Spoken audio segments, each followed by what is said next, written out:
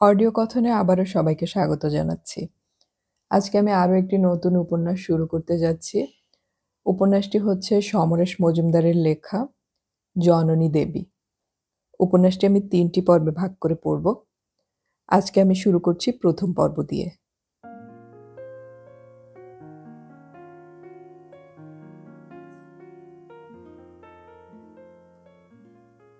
দিল্লি হয়ে বৃন্দাবনে পৌঁছে নাকে রুমাল চাপল চিন্ময়। এত ধুলো যদি একসঙ্গে ওড়ে তাহলে অন্ধ হয়ে যেতে হবে। এমনিতেই ধুলোতে তার অ্যালার্জি আছে। তীর্থ করতে যারা বাস থেকে নেমেছিলেন তারা সেই ধুলো মাড়িয়ে ছুটে গেলেন বিভিন্ন মন্দির দর্শনে। চিন্ময় নাকে রুমাল চেপে একটু পরিষ্কার জায়গায় দাঁড়িয়ে চারপাশে নজর বোলালো। বৃন্দাবনের যে অংশ সে দেখতে পাচ্ছে তা মোটেই শ্রীমণ্ডিত নয়, বরং বেশ জীর্ণ ঘরবাড়ি, পুরনো ধুলোট দোকানপাট, যা এসব অঞ্চলে দেখতে পাওয়া অস্বাভাবিক নয়। দিল্লি থেকে আগ্রা যাওয়ার পথে চিন্ময় নেমেছে এখানে, কারণ ট্যুর প্রোগ্রামে বৃন্দাবন ধরা আছে। যারা এসেছেন তারা তাজমহলের সঙ্গে পুণ্যও লাভ করে নিতে চান। হাতে ঘন্টা দুয়েক সময় আছে। বৃন্দাবন নিয়ে চিন্ময়ের আগে কখনো কৌতূহল ছিল না। এককালে বাঙালি পিসিমা মাসিমারা সংসার ছেড়ে যে দুটো জায়গায় যেতেন, তার একটা যদি কাশী হয়, অন্যটি হলো এই বৃন্দাবন। বাংলা সাহিত্যের বিধবা পিসিরা শেষ কবে এসেছেন এখানে মনে করতে পারল না চিন্ময়।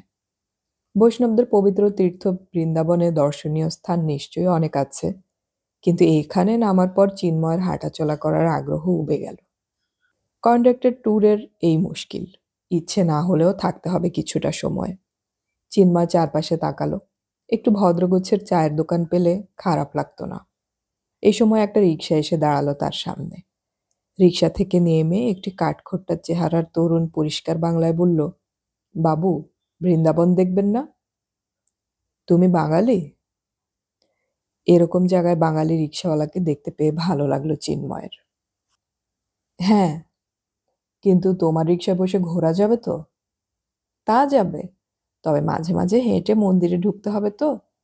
এই যেমন সোনার তালগাছ, রাধাকৃষ্ণের কুঞ্জবন, এসব তো হেঁটেই দেখবেন। যমুনা নদীর ধারে আমি আপনাকে রিকশায় নিয়ে যাব, হাঁটতে হবে না। খুব আন্তরিক গলায় কথা বলছিল সনাতন। যমুনা? যমুনা এখান থেকে কত দূর? এই প্রথম চিন্ময় কৌতূহলী হলো। কাছেই, যেতে আসতে 10 মিনিট লাগবে। ধরো যদি যমুনা দেখে আসি তাহলে কত নেবে? 2 টাকা দেবেন। কিন্তু বৃন্দাবনে এসে শুধু যমুনা দেখে ফিরে যাবেন? চিন্ময় হাসল। তোমাদের এই যমুনাতে শ্রীকৃষ্ণ কালীয় দমন করেছিলেন না? হ্যাঁ বাবু, বড় পবিত্র নদী। ওর জল মাথায় ঠেকালেও পুণ্য হয়। চলো, ওইটুকু পুণ্য করে আসি। চিন্ময় রিকশায় উঠে আরাম করে বসল। বলল, যদি কোনো ভালো চায়ের দোকান পড়ে তাহলে একটু দাঁড়িয়েও। খুব ভালো দোকান আছে বাবু, তেওয়ারির দোকান। ওর চা একবার খেলে জীবনে ভুলবেন না, একেবারে অমৃত। সাইকেল রিকশায় উঠে পড়ল সনাতন। চারপাশে নজর বোলাতে বোলাতে রুমাল সরাবার কথা ভুলল না চিন্ময়। বন্ধুরা তাকে একটু খুঁতখুঁতে স্বভাবের মানুষ বলে জানে। সবকিছুর সঙ্গে লাগাম ছাড়া মিশে যাওয়ার অভ্যেস তার নেই। হঠাৎ কথাটা মনে হতেই হেসে ফেলল চিন্ময়। ধুলো মাটিতে বিচরণ না করলে জীবন দেখা যায় না। মানুষের কথা বলতে গেলে মানুষের সঙ্গে মিশে যেতে হয়। জানালা দিয়ে দেখলে সেটা হয় সাজানো। সবাই প্রশ্ন করেছে, এত বাস্তব, এত কঠোর সত্যি আপনি জানলেন কি করে? হে তো নিজের অভিজ্ঞতা ছাড়া হয় না। ইদানিংকার বাংলা সাহিত্যের অন্যতম জনপ্রিয় লেখক সে। লিখে পেরে উঠছে না বলে প্রকাশকদেরকে ফিরিয়ে দিতে পারে স্বচ্ছন্দে। এই মুহূর্তে সেই একমাত্র লেখক যে শুধু লেখার টাকার উপর বেঁচে আছে, এবং বেশ ভালোভাবেই। গত বছর একজন পাবলিশার্সের কাছে বই বিক্রি বাবদ রয়্যালটি পাওনা হয়েছিল 1.5 লাখ। ইনকাম ট্যাক্সের জ্বালায় 40 ভাগ বেরিয়েই যাচ্ছে। তা সেই পাবলিশার্সকে সে অনুরোধ করেছিল একটা ফ্ল্যাটের জন্য। মানিকতলার ভাড়া বাড়িতে পোষাচ্ছিল না। পাবলিশার্স অ্যাডভান্স দিয়েছে সানন্দে। সেই টাকায় লেক গার্ডেন্সে 3 ঘরের ফ্ল্যাট কিনেছে চিন্ময়। সাজানো গোছানো আধুনিক ফ্ল্যাট। পাড়ায় ধুলোর নামগন্ধ নেই। সে একটা আলাদা ঘর পেয়েছে লেখার জন্যে। মানিকতলায় হুটহাট লোকজন এসে যেত। তার ফ্ল্যাট দেখাশোনা কাম রান্নাবান্না করে ধরণীদা। বহুত পুরনো মানুষ। নিজের চেয়ে বেশি বিশ্বাস করে চিন্ময়। তার সেই ফ্ল্যাটে এসে জীবনের গল্প বলা আর রিক্সা থেকে বৃন্দাবন দেখা একই ব্যাপার। ৭ তলার ওপরে সরসর করে লিফটে চেপে উঠে চিন্ময় যাদের কথা লিখছে তারা পড়ে যদি ভাবে ওটা তাদেরই গল্প, তাহলেই হয়ে গেল। এবং সেটা হচ্ছেও। একজন প্রবীণ লেখক তাকে বলেছিলেন, কারো কারো এরকম সময় আসে, সে তখন যা লিখছে তাই পাঠক নিচ্ছে। তারপর সময়টা যখন চলে যায়, তখন পাবলিশার্সদের দেখা আর পাওয়া যায় না। তোমার এখন সময় চলছে, করে খাও। তার দ্বিতীয় এক পাবলিশার্স মোটা দামের বই খবরের কাগজে বড় বিজ্ঞাপন দিয়ে প্রকাশ করেছিলেন। তাই দেখে একজন বয়স্ক লেখক, যার বই পাবলিশার্সের ঘরে আছে, ঈর্ষায় জ্বলে পুড়ে বলেছিলেন, আর আমাদের বই ছাপবেন কেন? আপনারা বড় লেখক পেয়ে গেছেন। এসব কথাবার্তা শুনেও নিজেকে কি করে নির্লিপ্ত রাখা যায় তা আয়ত্ত করে ফেলেছে চিন্ময়। যতদিন লোকে তার লেখা পড়বে, সে লিখে যাবে। তার ৭ তলায় জানালা দিয়ে দেখা জীবন নিয়ে হোক, আর এই রিকশায় বসে নাকে রুমাল চেপে বসে বৃন্দাবন দেখাই হোক। না, বৃন্দাবন নিয়ে সে কিছু লিখবে না, কারণ বৃন্দাবন এখনো তাকে টানছে না। যে টানে না, সে গল্পে আসে না। সনাতন রিকশা থামালো। বাবু, ওই হলো তেওয়ারির দোকান। যাওয়ার পথে চা খেয়ে যাবেন না ফেরার সময় নামবেন? কাঠের বেঞ্চি পাতা বিশাল চালাঘরের দোকান, ড্রাম, উনুন, ছোট মিষ্টির শোকেস আর বেশ কিছু খদ্দের দেখে পুলকিত হবার কিছুই নেই। কিন্তু দোকানদার দোকানের সামনে বেশ জল ছড়িয়েছে যাতে ধুলো না ওড়ে। তেষ্টা পেয়েছিল। চিন্ময় জিজ্ঞাসা করল, তুমি খাবে? না বাবু, আমি কোনো নেশা করি না। সনাতন দাঁত বের করে হাসল। চিন্ময় ইতস্তত করল। সে চা খেতে যে সময় নেবে তার জন্য সনাতনের লোকসান হয়ে যাবেই। সনাতন সেটা বুঝল। আপনি চা খেয়ে নিন, আমার কোনো অসুবিধে নেই। সাবধানে দোকানে ঢুকলো চিন্ময়। বেঞ্চির সামনে গিয়ে দাঁড়াতেই কাউন্টারে বসা বিশাল ভুঁড়িওয়ালা একটা লোক বাংলা হিন্দি মিশিয়ে জিজ্ঞাসা করল, বলিয়ে নতুন বাবু, কি খাবেন বলিয়ে দিন, জলদি পেয়ে যাবেন। শুধু চা। আপনার দোকানের চা নাকি খুব ভালো? সবই গোপালের আশীর্বাদ। এই মনা, বাবুকে লিয়ে চা, জলদি। লোকটা হাসল। আপনি বৃন্দাবনে এর আগে আসিয়েছেন? না, এই প্রথম। সাবধানে বেঞ্চিতে বসল চিন্ময়। ৩ দিন থাকিয়ে যান, বৃন্দাবন মন ভরিয়ে দেবে আপনার। এই যে ধুলো দেখছেন, এই ধুলোয় গোপালজির পায়ের পরশ আছে। লোকটি আবার তার কাজে মন দিল। চিন্ময় দেখলো কাচের গ্লাসে চা নিয়ে আসছে বছর 10-এর ছেলে। তার হাফ প্যান্ট দড়ি দিয়ে বাঁধা, ঊর্ধ্বাঙ্গ খালি। গ্লাসটা ওর হাত থেকে নিয়ে চিন্ময় নেহাত কথা বলার জন্যই জিজ্ঞাসা করল, ক্যা নাম তোমারা? বালক মুখ নিচু করল। মনা। মা ডাকতো মনা। মনোরঞ্জন। তুমি বাঙালি? হতভম্ব চিন্ময়। হ্যাঁ। এখানে তোমার মা বাবা থাকে? না, বাবা নাই, মা চইল্লা গেছে। কোথায়? জানি না। থাকো কোথায়? এইখানেই। দেশ কোথায় ছিল? জানি না। মনা ফিরে গেল। মনটা কেমন বিষণ্ণ হয়ে গেল চিন্ময়ের। একটা বাঙালি বালক বৃন্দাবনে চায়ের দোকানে অনাথ হয়ে কাজ করছে। এটা খুব অস্বাভাবিক ঘটনা কি? এতে তার মন খারাপ হবার কি কারণ থাকতে পারে? এর উত্তর জানা নেই তার, কিন্তু কোনো শক্তি দিয়ে মন খারাপ হওয়া সে আটকাতে পারছে না। চা খেয়ে কাউন্টারে গিয়ে ভুঁড়িওয়ালা লোকটির দাম মিটিয়ে দিয়ে চিন্ময় জিজ্ঞাসা করল, এই মনা ছেলেটিকে কোথায় পেলেন? লোকটি হাসল। এ জায়গা ভগবানের, তার লীলায় কত মানুষ আসে কত মানুষ যায়। সেই রকম অভি ভাসতে ভাসতে এলো, আমি রাখিয়ে দিলাম। কেন বাবু? চিন্ময় মাথা নাড়ল। কিছু না। সে বালকের দিকে না তাকিয়ে বেরিয়ে এলো। এটাই মুশকিল চিন্ময়ের। হঠাৎ হঠাৎ ভাবপ্রবণ হয়ে ওঠে। একটি বালক বনগাঁর চায়ের দোকানে কাজ করছে দেখলে যে প্রতিক্রিয়া হতো না, তা বৃন্দাবনে হচ্ছে।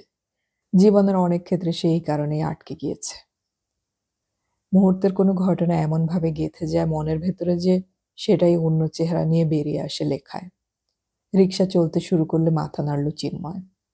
বন্ধুরা বলে তার জীবনযাপনের মধ্যে লেখক সুলভ কোনো ব্যাপার নেই। আবেগ জিনিসটা নাকি সে ছেঁটে বাদ দিয়েছে। সাহিত্যকে জীবিকা হিসেবে নেবার পর যে কলম ধরে এক আশ্চর্য নির্লিপ্ততায়। এরকম কত কথা। এই বালকটিকে নিয়ে লেখার ভাবনা এই মুহূর্তে তার হচ্ছেই না। যাকে জানল না তাকে নিয়ে লেখার বাসনাই তার নেই।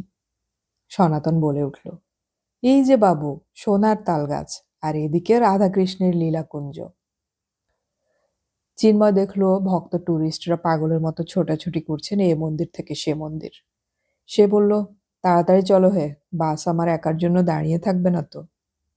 সনাতন বলল, কোনো চিন্তা করবেন না বাবু, ঠিক সময়ে ফিরিয়ে নেব আপনাকে। রাস্তা ক্রমশ সরু হচ্ছিল। এখন আর ধুলো নেই।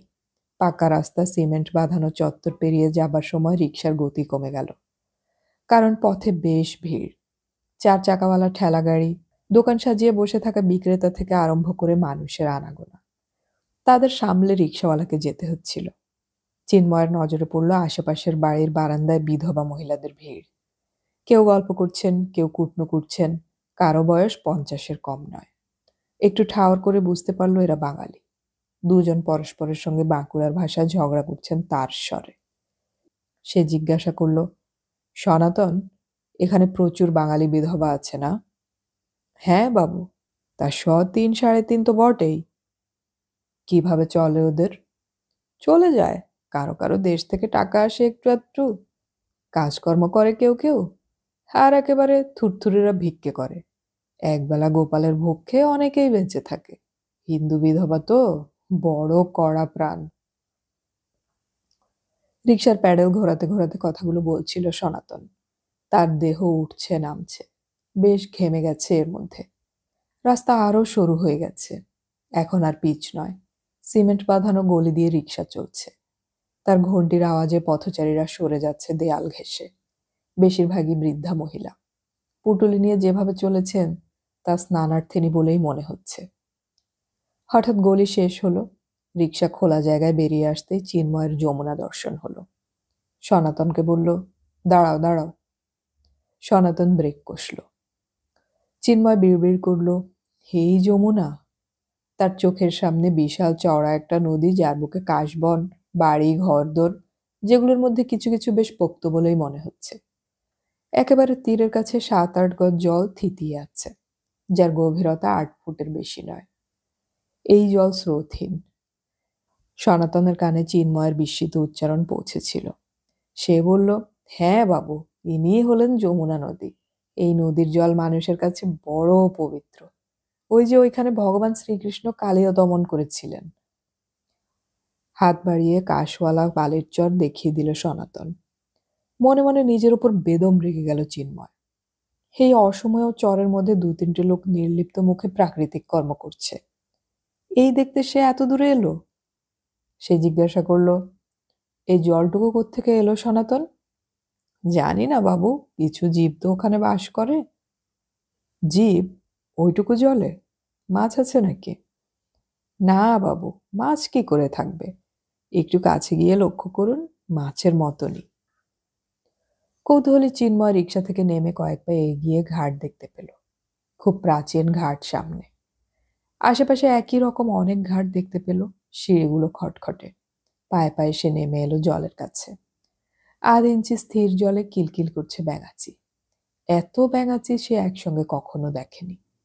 ছেলেটা যে এমন রসিকতা করতে পারে তা মুখ দেখে বুঝতেই পারেনি। ওপরে উঠে আসছিল চিন্ময়। এমন সময় তার নজর পড়ল সিঁড়ির কোণে একজন বসে আছে ঘাড় গুজে। পাশে পুটুলি, একটা মগ, বালতি। বৃদ্ধাকে দেখে স্নানার্থিনী বলে মনে হচ্ছে না। পাশ দিয়ে উঠে আসার সময় হঠাৎ কান্নার শব্দ কানে এলো। চিন্ময় দাঁড়িয়ে গেল। হাঁটুতে মুখ গুজে বৃদ্ধা কাঁদছেন। সে দেখল ভালো করে। বৃদ্ধার শরীরে যে থানটি জড়ানো তা শতছিন্ন হলেও এখনো ফর্সা। চেহারার যেটুকু দেখা যাচ্ছে তাতে বাঙালি বলেই মনে হলো তার। কিছু না ভেবে সে কাছে এগিয়ে গেল। মা, আপনার কি হয়েছে? মা? কে বলে মা? বৃদ্ধা অন্ধের মতো হাত বাড়ালেন। শীর্ণ শির ওঠা সেই হাতে 1 ফোঁটা মাংস নেই। তেঁতুলের শুকনো খোলার মতো তার আদল। আপনি এখানে বসে কেন কাঁদছেন? চিন্ময় জিজ্ঞাসা করল। আমার মাথা গোঁজার জায়গা নেই বাবা। বৃদ্ধ মুখ তুললেন। ছোট্ট গোল মুখে অজস্র ভাঁজ, চোখ দুটো কোটরে ঢুকে গেছে, মাথার চুলে কদম ছাট। আপনি কোথায় থাকেন? যেখানে থাকতাম সেখান থেকে তাড়িয়ে দিয়েছে বাড়িওয়ালা। 1 বছর ভাড়া দিতে পারিনি। তার কোনো দোষ নেই, দোষ আমার। কেন? আমি দিতে পারিনি। আপনি কত বছর আছেন এখানে? আমি? হঠাৎ কাঁপতে লাগলেন বৃদ্ধা। 3 কুম্ভ পার হয়ে গেল। গোপাল, যমুনা এখনো মাটি দিল না গো। বুকের ভেতর একটা কাঁপুনি চট করে শুরু হয়ে সারা শরীরে ছড়িয়ে পড়ল চিন্ময়ের। বৃদ্ধা তার দিকে কাতর চোখে তাকিয়ে আছেন, যেন যমুনার কৃত অন্যায়ের প্রতিবিধান তার দ্বারাই সম্ভব। সে মুখ ঘুরিয়ে যমুনার দিকে তাকালো। বৃদ্ধা বললেন, আমি তো কোনো পাপ করিনি, তবে কেন এই শাস্তি? কেন ঠাকুর আমাকে বাঁচিয়ে রেখেছেন? চিন্ময় বৃদ্ধার মুখের দিকে তাকালো। অজস্র ভাঁজ, যার কয়েকটি বেশ গভীর। মুখখানি ছোট, চোখের মনির ওপর যে ঘোলাটে পর্দা তা হয়তো ছানি। চিন্ময় ধীরে ধীরে বৃদ্ধার পাশে গিয়ে বসল। 3 কুম্ভ মানে তো 36 বছর। 36? তা হবে। প্রথম প্রথম বছরের হিসেব করতাম, তাও যখন গুলিয়ে গেল তখন কুম্ভ মেলার কথাই মনে রাখি বাবা। তখন আপনার বয়স কত ছিল? মনে নেই। আমি সেসব কিছুই মনে রাখতে চাই না। ডুকরে উঠলেন বৃদ্ধা। আপনি কি স্বেচ্ছায় সংসার ছেড়ে এসেছিলেন?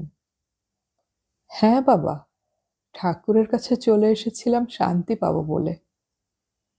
পেয়েছেন? পেয়েছিলাম। শুধু ঠাকুর যদি আমাকে বাঁচিয়ে না রাখতেন তাহলে। আবার কান্না। তার মানে আপনি এখানে শান্তিতে নেই?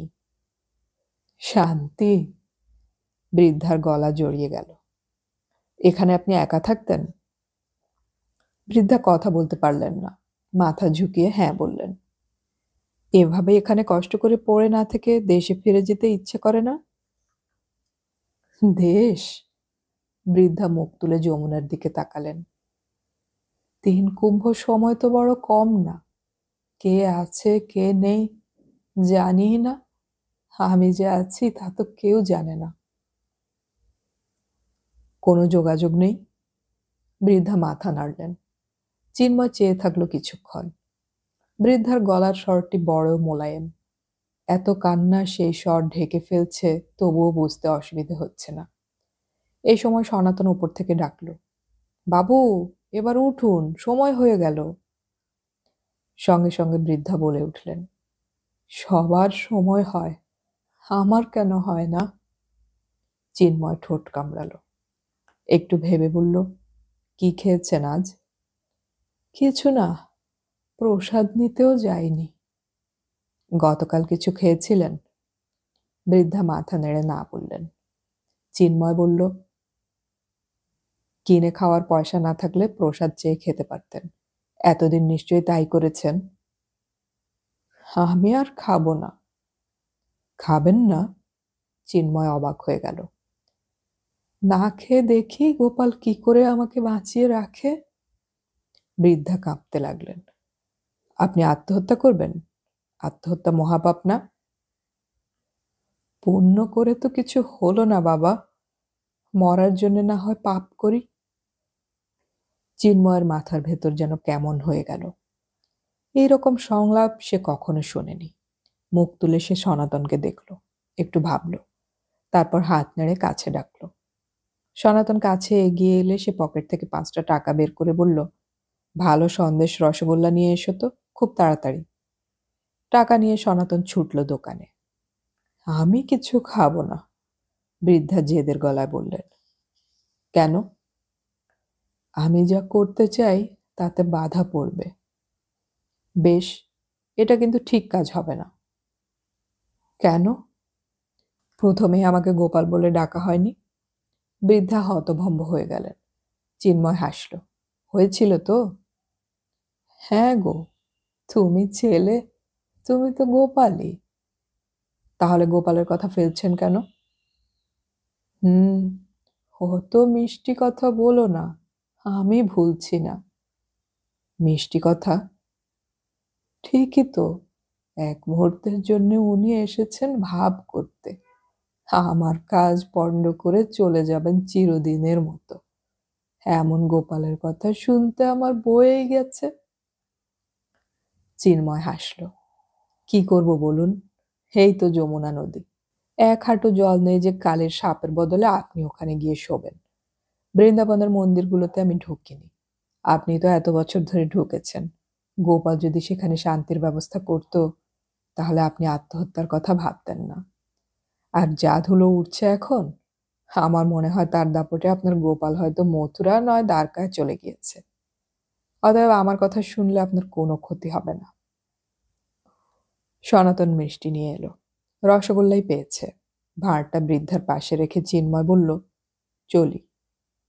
সে ধীরে ধীরে উপরে উঠে এলো। রিকশায় বসে বৃদ্ধার দিকে তাকালো একবার। তিনি সেই একই ভঙ্গিতে বসে আছেন। পাশে রাখা মিষ্টির ভাঁড়ের দিকে তাকাচ্ছেনই না। সরু গলি, ভিড়, কীর্তনের দলকে কাটিয়ে খুব জোরে রিকশা ছোটাতে পারছিল না সনাতন।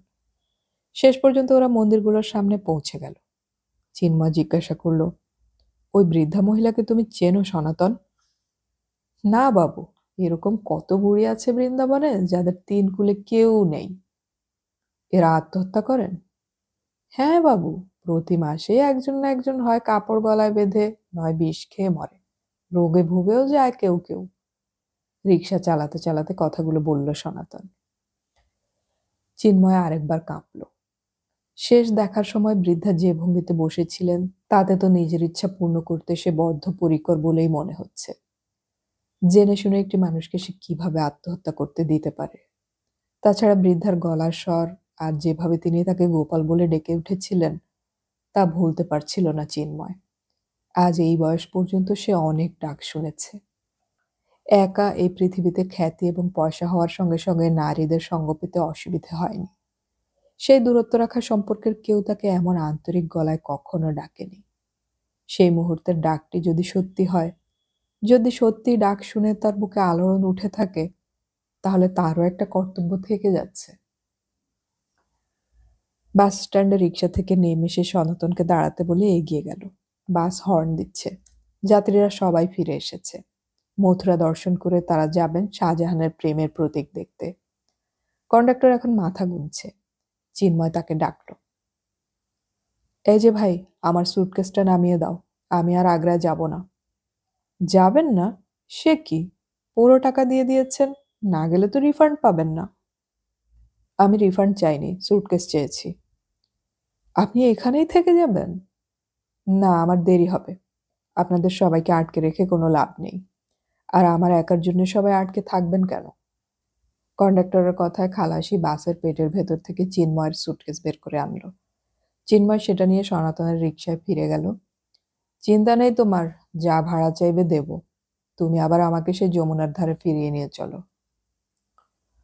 সনাতনের এমন অভিজ্ঞতা যে আগে হয়নি তা ওর মুখ দেখে বোঝা যাচ্ছিল। সে কোনো কথা না বলে প্যাডেলে চাপ দিল। রিকশা চলতে শুরু করলে চিন্ময় নিজেই অবাক হলো। বন্ধুরা বলেন সে মোটেই ভাবপ্রবণ নয়। এক বান্ধবী বলেছিল চিন্ময় যা করে ক্যালকুলেশন থাকে তাতে। ওরা এখন থাকলে কি বলতো? নিজের এমন আচরণের কোনো যুক্তি সে নিজেই খুঁজে পাচ্ছে না। কিন্তু এটা ঠিক, ওই বৃদ্ধা তাকে খুব টানছেন। বেলা পড়ে আসছে। ভিড় বাঁচিয়ে সরু গলি দিয়ে যেতে সনাতন জিজ্ঞাসা করল, আপনি কি আজ রাত্রে এখানে থাকবেন বাবু? থাকার জন্য ভালো হোটেল আছে? আছে দু তিনটে, তবে আগ্রার বাস পেয়ে যেতে পারেন। দেখি। চিন্ময়ের আর আগ্রায় যেতে মোটেই ইচ্ছে করছিল না। যমুনার ধারে পৌঁছে ঘাটের দিকে তাকিয়ে বুকটা ছ্যাদ করে উঠল। বৃদ্ধা নেই। দুটি শিশু ঘাটের সিঁড়িতে বসে সেই রসগোল্লা সবে সাবার করেছে বোঝা গেল। একজনের হাতে তখনও ভাঁড়খানা রয়েছে।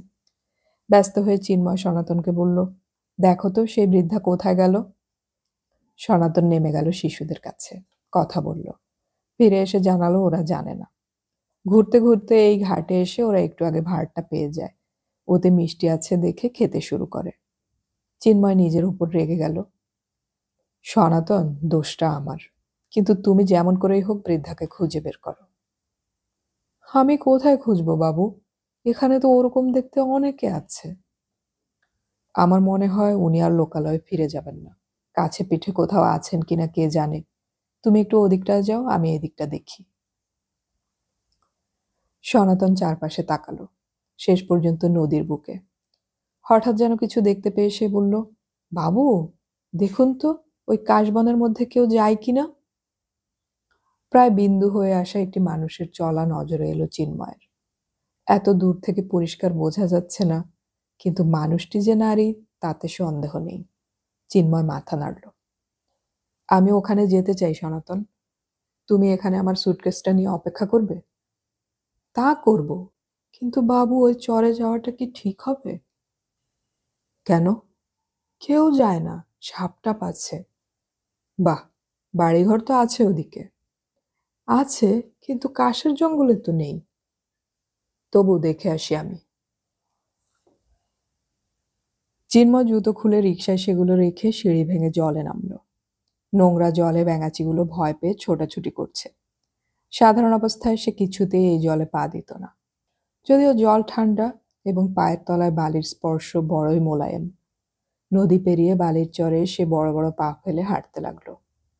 শেষ পর্যন্ত কাশের জঙ্গলে ঢুকে পড়ল সে। এবার একটু থমকালো চিন্ময়। পথ নেই। মাটিতে বুনো লতার ছড়াছড়ি। সে আঙুলের ডগায় ভর করে উঁচু হয়ে দেখার চেষ্টা করল, এবং তখনই তার নজরে এলো বৃদ্ধাকে। না, একটুও ভুল হয়নি। কাশ গাছের পাশে বালিতে তিনি শুয়ে আছেন। সে দ্রুত পা ফেলতেই মনে হয় একটা লম্বা প্রাণী সরসর করে ঝোপের মধ্যে ঢুকে গেল। বৃদ্ধার কাছে পৌঁছে সে নিঃশ্বাস নিল কয়েক মুহূর্ত। বৃদ্ধার চোখ বন্ধ। চোখের কোণ দিয়ে জল গড়াচ্ছে। চিবুক এবং গালে এখনো অতীতের ফর্সা চামড়া। নিজের অস্তিত্ব ধরে রেখেছে। সে ঝুঁকে পড়ল। বৃদ্ধা চোখ খুললেন না। চিন্ময় ডাকল, মা। এবার চোখ খুলে গেল। সেই চোখে যেন পৃথিবীর শেষ বিস্ময়। চিন্ময় বলল, আমি আপনার গোপাল। উঠুন, এখানে শুয়ে থাকবেন না। আমি যে মরে যেতে চাই। সত্যি চান? চিন্ময় খুব আন্তরিক গলায় বলল, হ্যাঁ গোপাল। এই জায়গায় এলেন কেন? এটা বৃন্দাবন নয়। এখানে পাপী কালীও মরেছিল তো, তাই। আপনাকে যদি অন্য একটা জায়গা বেছে দেই, যাবেন? অন্য জায়গা? হ্যাঁ। কেন গোপাল? আমি চাই আপনি আমার সামনে মারা যান। কেন? কিভাবে?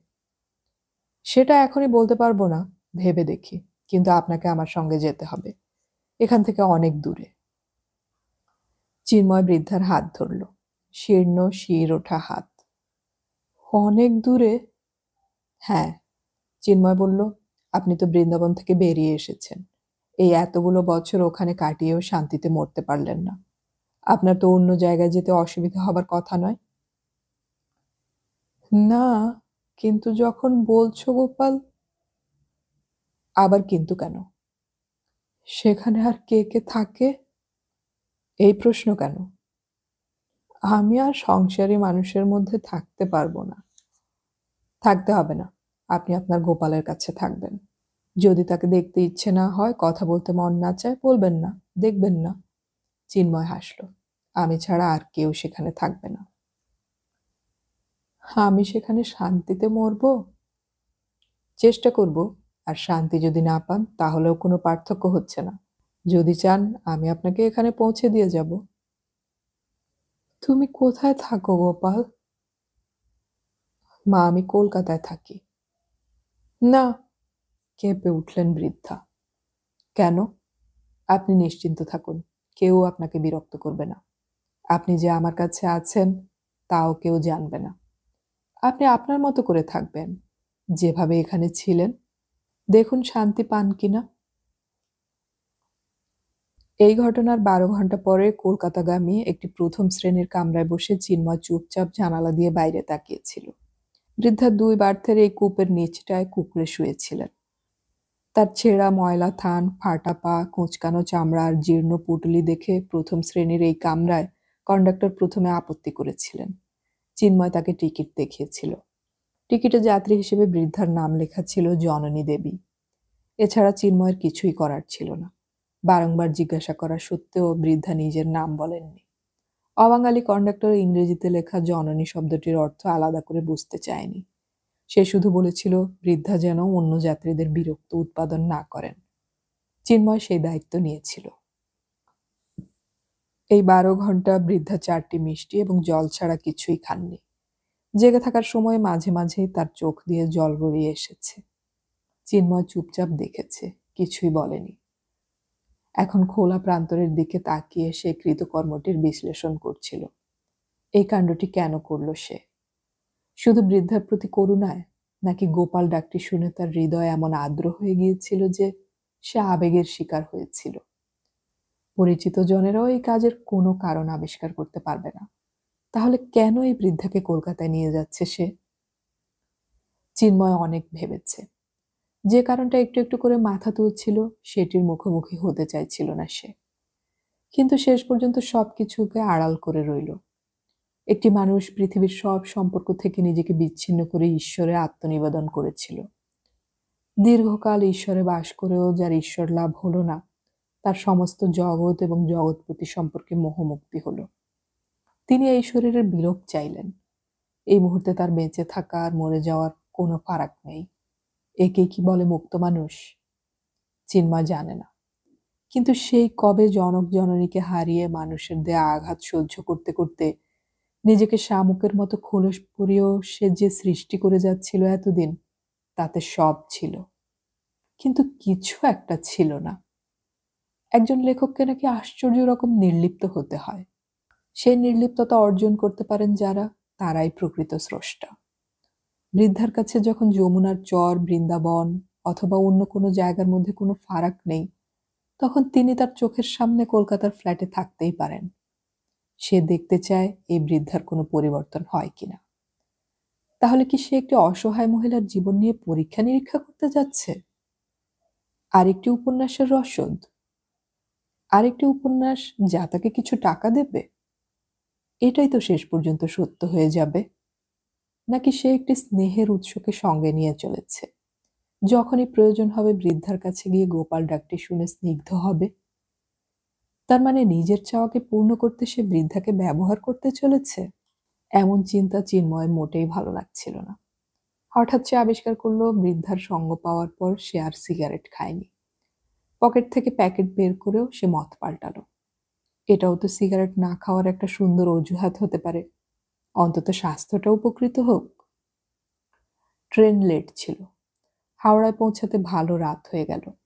বেশ কয়েকবার ডাকার পর বৃদ্ধা চোখ মেললেন। চিন্ময় বলল, মা, শরীর কেমন লাগছে? বৃদ্ধা কোনো উত্তর দিলেন না। তিনি কোথায় আছেন তা জানার আগ্রহ একবারও প্রকাশ করেননি। চিন্ময় আবার জিজ্ঞাসা করল, আপনি হাঁটতে পারবেন? আমাদের অনেকটা দূরে হেঁটে যেতে হবে। আগে থেকে জানাতে পারিনি, তাই গাড়ি আসবে না। বৃদ্ধা চুপ করে রইলেন। ট্রেন থামল। হুড়মুড়িয়ে যাত্রী কুলির যাতায়াত চলল। অপেক্ষা করল চিন্ময়। তারপর একটি কুলির মাথায় সুটকেস চাপিয়ে দিয়ে বলল, ট্যাক্সির লাইন হবে, আমাকে একটা প্রাইভেট গাড়ির ব্যবস্থা করে দাও। কুলি বৃদ্ধার দিকে বিস্ময়ে তাকিয়েছিল। তারপর বলল, ইয়ে বুড্ডি আপকো সাথ হ্যায়? হ্যাঁ, ইনি হাঁটতে পারবেন বলে মনে হয় না। तब आप लोग यहाँ खड़ा रहिए, हम गाड़ी वाला को यहाँ ले आता है, लेकिन ज्यादा भाड़ा लगेगा। কুলি বলল, ঠিক আছে, তাতে কোনো অসুবিধা নেই। অন্য সময় চিন্ময় এত বেশি টাকা খরচ করত না, কিন্তু প্ল্যাটফর্মের ভেতর গাড়ি আনিয়ে তাতে বৃদ্ধাকে তুলে যে স্বস্তি হলো, তার তুলনায় টাকাটা বেশি মনে হলো না তার। রাতের হাওড়া থেকে কলকাতায় ঢুকে সে রেল কোম্পানিকে ধন্যবাদ দিল। অন্ধকার অনেক কিছু আড়াল করে রাখে। দিনের আলোয় এই বৃদ্ধার চেহারা আর পোশাক পথচারীদের কৌতূহলী করত। মাল্টি স্টোরিড বিল্ডিং এর মানুষগুলোও চমকে যেত। মুখে মুখে এই খবর টালা টু টালিগঞ্জ ছড়িয়ে পড়লে অবাক হবার কিছু ছিল না। এখন ফ্ল্যাটে ঢোকার সময় খুব কম লোকের চোখে পড়বেন বৃদ্ধা। বাড়ির একেবারে সামনে পৌঁছে ড্রাইভারকে টাকা দিয়ে সে বৃদ্ধাকে নামতে বলল। বৃদ্ধার অবস্থা খুবই কাহিল, তবু তিনি নামলেন পুটুলি আঁকড়ে ধরে। দারোয়ান খৈনি খাচ্ছিল। চিন্ময়কে চিনতে পেরে সেলাম করল। আর তারপরেই তার চোখ বিস্ফোরিত। চিন্ময় কোনো কথা না বলে সুটকেস এক হাতে নিয়ে অন্য হাতে বৃদ্ধাকে ধরে লিফটের দিকে নিয়ে গেল। এখন মানুষজন বাইরে নেই। লিফট নেমে আসতেই মিসেস মুখার্জি তার মেয়েকে নিয়ে বাইরে বেরিয়ে এলেন। আরে চিন্ময় বাবু, আপনি এত তাড়াতাড়ি চলে এলেন যে? আসতে হলো। মিসেস মুখার্জির নজর তখন বৃদ্ধার উপরে। Who is she? মিসেস জননী দেবী।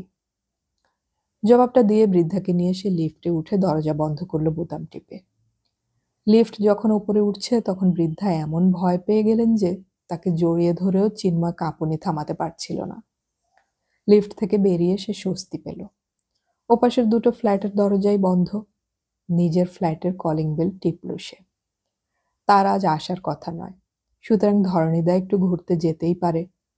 দ্বিতীয়বার বেল টিপতেই ধরণী দরজা খুলে চিৎকার করে উঠল। হে কি দাদাবাবু, আপনি চলে এলেন যে? আর পরেই যেন ভূত দেখেছে এমন ভঙ্গিতে বৃদ্ধার দিকে তাকিয়ে রইল। চিন্ময় ধমকালো, হাঁ করে দেখছো কি, পথ ছাড়ো। ধরণীদা সরে দাঁড়াতেই চিন্ময় বৃদ্ধাকে নিয়ে ভিতরে ঢুকে দরজা বন্ধ করল। ধরণীদা তখনও হতভম্ব। চিন্ময় তাকে বলল, 5 মিনিট সময় দিলাম, ও পাশের ছোট ঘরটাকে পরিষ্কার করে দাও, ইনি ওখানেই থাকবেন। ধরণীদা ঘাড় দোলালো, পরিষ্কারই আছে। চিন্ময় সোজা সেই ঘরের দরজায় চলে গেল। ড্রয়িং রুম থেকে ডাইনিং স্পেস হয়ে ছোট ঘরের দরজায় পৌঁছে সে থমকে দাঁড়ালো। জুতো খুলে ঘরে ঢুকল সে। একটা ছোট খাট, আলমারি ছাড়া আর কিছুই নেই। পাশের বাথরুমেও কোনো বাড়তি কিছু নেই। সে বৃদ্ধাকে সেই ঘরে নিয়ে এলো। আপনি এখানেই থাকবেন, এখন থেকে এটাই আপনার ঘর। এপাশে বাথরুম, ওই কোণে একটা অ্যান্টি রুম, মানে আর একটা আলাদা ঘর আছে যেখানে আপনি রান্না করতে পারবেন।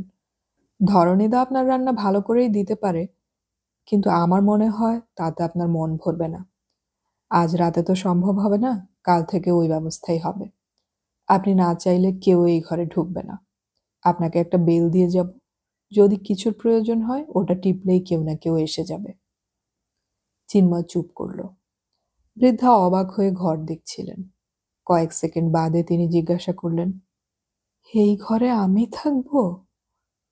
হ্যাঁ, আমি এই জানালাটা খুলে দিচ্ছি, আপনি হাওয়া পাবেন, আকাশ দেখতে পারবেন। ফ্যান আছে, এখানে সুইচ। বেশি গরম লাগলে ফ্যান চালাবেন। যদি ইচ্ছে হয় চালাবেন না, যা ইচ্ছে হয় করবেন। ধরণীদা রোজ সকালে আপনার বাজার এনে দেবে। কথাগুলো বলে চিন্ময় দরজা টেনে দিয়ে ঘর থেকে বেরিয়ে আসতেই ধরণীদাকে দেখতে পেল। সে বসার ঘরে সোফায় বসে ধরণীদাকে ডাকল, শোনো, এই মহিলা এখন থেকে এখানে থাকবেন। ওর কোনো অসম্মান আমি সহ্য করব না। আশ্চর্য, অসম্মান করতে যাব কেন? ধরণীদা বলল, কিন্তু ইনি কে? জননী দেবী। মানে? তুমি বুঝবে না, কাউকে কিছু বলার দরকার নেই। চিন্ময় সিগারেট ধরালো। সঙ্গে সঙ্গে মনে হলো একটা চমৎকার আরাম শরীরে এলো। 3টে টান দিয়ে সে বলল, এখনই তোমাকে একটু বাইরে যেতে হবে। প্রথমে দেখো গোটা চারেক ভালো থান পাও কিনা, নিয়ে নেবে। সেই সঙ্গে 4টে সেমিজ। বাকিটা কালকে দেখা যাবে। এত রাতে দোকান খোলা পাবো কি করে? ওহ, চেষ্টা করো না, গড়িয়াহাটে তো ফুটপাতের দোকান মাঝরাত পর্যন্ত খোলা থাকে। 2টো অন্তত আনো। বাড়িতে মিষ্টি ফল থাকলে ওকে দেবে, যাও। সকালে ঘুম ভাঙার পর বিছানায় শুয়ে 1 কাপ চা খাওয়া তার অনেক দিনের অভ্যেস। সেটা খাওয়া আর খবরের কাগজ পড়া একসঙ্গে চলতে থাকে। যেদিন কোনো বিশেষ ঘটনা ঘটে না, যেদিন হেডলাইন থাকে চালের দাম বাড়লো, অথবা মুখ্যমন্ত্রী বলেছেন সরকারি কর্মচারীদের সময় মতো অফিসে আসা উচিত, সেদিন খবরের কাগজটি যদি 3 বছর পর ওইরকমই সাধারণ দিনে হুবহু ছেপে দেওয়া হয়, তাহলে কজন পাঠক বুঝতে পারবে এই নিয়ে একটা কুইজ করার ভাবনা প্রায়ই মাথায় আসে ওর। এসব চুকে গেলে বাথরুমে যাওয়া, দাড়ি কামানো এবং স্নান সারার পালা। তারপর লিখতে বসা। 7 তলার ফ্ল্যাটে জানলার ধারের টেবিলে বসে লিখতে লিখতে পাখিদের দেখা। বড় বড় পাখি। আজ স্নানের ঘরেই মনে পড়ল একবার দেখা করতে যাওয়া উচিত। কাল নতুন জায়গায় বৃদ্ধার ঘুম হলো কিনা সেটা বুঝতে পারা যাচ্ছে না। জেদের বসে একটা কাণ্ড যখন সে করেই ফেলেছে, তখন তার শেষ দেখে তবে ছাড়বে। পোশাক বদল করে ডাইনিং টেবিলের কাছে আসতেই ধরণীদার দেখা পাওয়া গেল। ব্রেকফাস্টের আয়োজন করছে। চিন্ময় জিজ্ঞাসা করল, উনি উঠেছেন? ধরণীদা মাথা নাড়ল, জানে না। কি করো, বাড়িতে একজন মানুষ এলো। বাহ, বেল না বাজালে তো ঢোকা নিষেধ রয়েছে। চিন্ময় থমকে গেল। নিষেধটা সেই করেছে। কথা না বাড়িয়ে বৃদ্ধার ঘরের দরজায় শব্দ করল সে। তারপর হাতল ঘুরিয়ে ভেতরে পা দিল। বৃদ্ধা বসে আছেন খাটের উপর বাবু হয়ে, জানালার দিকে মুখ করে। ধরণীদার আনা কোরা থান আর সাদা সেমিজে বড্ড বেশি ফটফটে লাগছে ওর শরীরে। ছোট্ট শরীরটাকে পুতুলের মতো দেখাচ্ছে। পাশে গিয়ে চিন্ময় বলল, মা, আপনার শরীর কেমন আছে? বৃদ্ধা মুখ ফেরালেন, চিন্ময়কে দেখলেন, তারপর আবার জানালার দিকে তাকিয়ে জিজ্ঞাসা করলেন, আমরা কি অনেক উঁচুতে আছি? হ্যাঁ মা, 7 তলায়। 7? আকাশটা যেন কত কাছে। মা, বলুন আপনার কি কি লাগবে? কিছু না। আপনি সকালে চা খাবেন তো? না গোপাল। আচ্ছা, জলখাবার কি দেবে ধরণীদা? আমার এখানে যে কাজ করে তার নাম ধরণীদা, খুব ভালো মানুষ। আমি তো জলখাবার খাই না, খাওয়ার অভ্যেসই নেই। দিনে রাতে আমি একবেলা খাই, ভাত আর আলু সিদ্ধ, নিজেই রাঁধি। বৃন্দাবনে যা খেতেন এখানেও তাই খাবেন? আমার শরীর তো আর এখন বুঝবে না বাবা। বেশ, আপনার যা খুশি তাই করবেন। এখানে আপনি কোনো সংকোচ করবেন না। কাল রাত্রে ভালো জামা কাপড় পায়নি ধরণীদা, আজ এনে দেবে।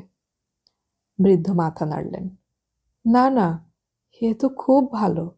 নতুন বলে স্বস্তি হচ্ছে না, তবে এটাও ঠিক, কত বছর পরে নতুন জামা নতুন কাপড় গায়ে দিলাম। 3 বছর আগে একজন লোক এসেছিল, তার মা মরে গিয়েছে। সেই মায়ের নামে আমাদের ধুতি দিয়ে গিয়েছিল। না না, আমার জন্য আর কিছু আনতে হবে না গোপাল। আপনি স্টোভ জ্বালতে পারেন, মানে রান্নার জন্যে? স্টোভ? কেন, উনুন নেই? না মা, এখানে উনুন ধরানো নিষেধ।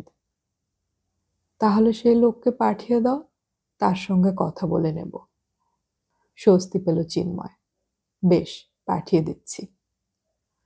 দরজা বন্ধ করে ধরণীদাকে খবরটা দিয়ে লেখার টেবিলে ফিরে এলো চিন্ময়। কলম খুলে কাগজ নিয়ে বসলে প্রথমে একটু সময় লাগে, তারপর ভাবনা চিন্তা ছাড়াই লেখা শুরু করে দেয়। চরিত্র এবং ঘটনা আপনা আপনি চলে আসে কলমে। তখন তার কাজ শক্ত হাতে হাল ধরে রাখা, যাতে ওরা দাঁড় বায়। আজ 15 মিনিটেও একটা শব্দও বের হলো না। পেছনে শব্দ হতেই দেখলো ধরণীদা দাঁড়িয়ে আছে। তার লেখার সময় ডাকাডাকি নিষেধ, বাইরের লোক কিংবা টেলিফোনে এলেও না। আজ ধরণীদা বলল, বড্ড বিপদে পড়েছি। কেন? একবার নিচে যেতে হবে এখনই। কেন? দারোয়ানের কাছে ছাই আনতে। ছাই? কি হবে? উনি দাঁত মাজবেন, এতদিন ছাই ছাড়া অন্য কিছুতে দাঁত মাজেননি। দারোয়ানের কাছে পাবে? না পেলে এ পাড়ায় কারো কাছে পাবো না, যাদবপুরে যেতে হবে। হেসে ফেলল চিন্ময়। আর কি কথা হলো? একবেলা আলু সেদ্ধ আর ভাত খাবেন উনি। আমাকে ঘরে গিয়ে স্টোভ ধরিয়ে আর নিভিয়ে দিয়ে আসতে হবে। আর একটা কথা উনি বলেননি, কিন্তু আমি বলতে চুপ করে গেলেন, সেটাও আনতে হবে। কি জিনিস? একটা ছোট কাঠের চৌকি কিনে আনতে হবে নতুন। তাতে কি হবে? ওর কাছে নাকি ঠাকুর আছে। চিন্ময়ের মনে ধাক্কা লাগলো। তার ধারণা হয়েছিল বৃদ্ধা মানুষ এবং দেবতা সম্পর্কে মোহমুক্ত। সবকিছু ত্যাগ করেই তিনি আত্মহত্যা করতে গিয়েছিলেন। তার সঙ্গে ঠাকুর আছে মানে ছবি কিংবা মূর্তি আছে পুটুলিতে। এটা কিরকম হলো? লেখা হচ্ছিল না। ধরণীদা নেমে গিয়েছে নিচে। টেবিল ছেড়ে উঠে পড়বে সে। ব্যালকনিতে দাঁড়িয়ে সিগারেট ধরালো। গত রাত্রে মদ্যপান করা হয়নি। দিল্লিতে থাকতে কোনো সন্ধে বাদ যায়নি। দিল্লির মানুষরা জানতো যে আগ্রা থেকে ফেরার পথে কদিন থেকে যাবে। ওদের বঞ্চিত করতে হলো। এখন চিঠি লিখে জানিয়ে দেওয়া দরকার ফেরার পথে সে মোটেই সময় পায়নি। কিন্তু চিঠি লিখতেও আলস্য লাগে। কাল রাত্রে সে মদ্যপান করেনি কেন? একা বসে মদ খেতে যদিও তার মোটেই ইচ্ছে করে না, কিন্তু ঠিক ২ পেগ যে গলায় ঢালে না এমন নয়। এই মদ্যপান না করা কি বৃদ্ধা বাড়িতে এসেছেন বলে? হয়তো তাই। কিন্তু যেটা সত্য সেটা হলো তার মনে কখনোই ইচ্ছেটাই আসেনি। ব্রেকফাস্ট খাবার পর তার মন খারাপ হলো। সকাল থেকে অনেক কিছু খাওয়া হয়ে গেল, অথচ বৃদ্ধা না খেয়ে আছেন। ধরণীদার কাছ থেকে একটা প্লেটে মিষ্টি আর গ্লাসে দুধ নিয়ে সে জুতো খুলে বৃদ্ধার ঘরে ঢুকলো। ঢুকতেই নজরে পড়ল ঘরের এক কোণে ধরণীদার সদ্য কেনা চৌকির ওপর একটা বড় পাথর শোয়ানো আছে। প্রথমে মনে হচ্ছিল বুঝি শালগ্রাম শিলা, কিন্তু ভালো করে নজর দিতেই ভুল ভাঙল। সাদামাটা পাথর। সে ডাকল, মা, আমার কথা রাখতে হবে, আপনি এগুলো খেয়ে নিন। বৃদ্ধা জানালার কাছে দাঁড়িয়েছিলেন, মুখ ফিরিয়ে দেখলেন। চিন্ময় বলল, আপনি না বললে আমারও খাওয়া বন্ধ হয়ে যাবে। দুধ খাবো না। কেন? দুধ না খেলে শক্তি পাবেন কি করে? শক্তির কি দরকার? যমুনার বুকে না মরে এখানে মরবো, এই তো কথা। যতক্ষণ না মরেন ততক্ষণ খান। দুধ খেলে শরীরটা খারাপ হবে। তাহলে এই মিষ্টি আর ফল খান, ফল দিয়ে যাচ্ছি। তুমি আমাকে এভাবে বলো না গোপাল, আমার লজ্জা লাগছে। তা হোক, আমার কাছে যতদিন থাকবেন ততদিন নিয়মিত খাওয়া দাওয়া করুন। মিষ্টির প্লেট টেবিলের ওপর রেখে চিন্ময় চৌকির দিকে তাকালো। উনি কোন ঠাকুর? ঠাকুর হবে কেন? যমুনায় নেমে কুড়িয়ে নিয়েছিলাম। কেন? নিজের মাথায় মারবো বলে, যদি তাতে প্রাণ যায়। তাহলে ওই পাথর সঙ্গে করে নিয়ে এলেন কেন? মাথা নাড়লেন বৃদ্ধা। জানি না। চৌকির ওপর রেখেছেন যে? সব সময় নজরে পড়বে আর ভাববো কাজটা আমি করতে পারিনি। বাইরে বেরিয়ে এলো চিন্ময়। কথাগুলো শোনার পর থেকে শরীরে অস্বস্তি শুরু হয়েছে। এরকম মানুষ জীবনে সে কখনো দেখেনি। যেন নিজেকে যন্ত্রণা দেওয়ার জন্যই মনটা তৈরি করে নিয়েছে। এখন তার কিছুই করার নেই। লিখতেও ইচ্ছে করছে না। সে টেলিফোনের কাছে গেল, ঘড়ি দেখল। কাকে ফোন করা যায়? ঘনিষ্ঠদের সবাই জানে সে দিল্লিতে। রিসিভারে হাত দেবার আগেই টেলিফোন বেজে উঠল। চটপট তুলে নিয়ে সে হ্যালো বলতে ওপার থেকে একটা নারী কণ্ঠ নাম্বারটা আওড়ে গেল। চিন্ময় জানতে চাইল কে ওপারে। কেমন আছো চিন্ময়? বেশ পরিষ্কার গলা, উচ্চারণ স্পষ্ট কিন্তু কেমন যেন। আপনি কে কথা বলছেন? আমার গলা তুমি ভুলে গিয়েছ? রাত্রি? যাক, চিনতে পারলে। এখন তোমার কত নাম শুনছি।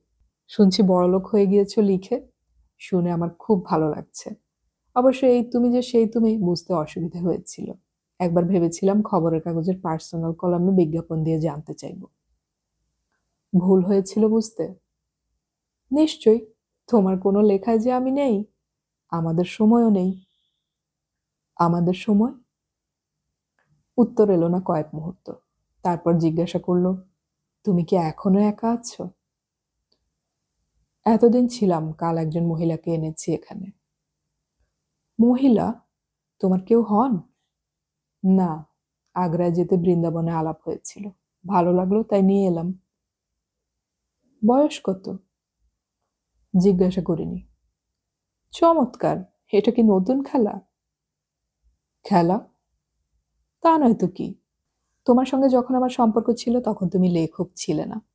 আর লেখকদের তো নারী ঘটিত ব্যাপারে দারুণ সুনাম। ব্যাপারটা জানলে আমি তোমার পাবলিশার্সের কাছে গিয়ে টেলিফোন নাম্বারটা নিতাম না।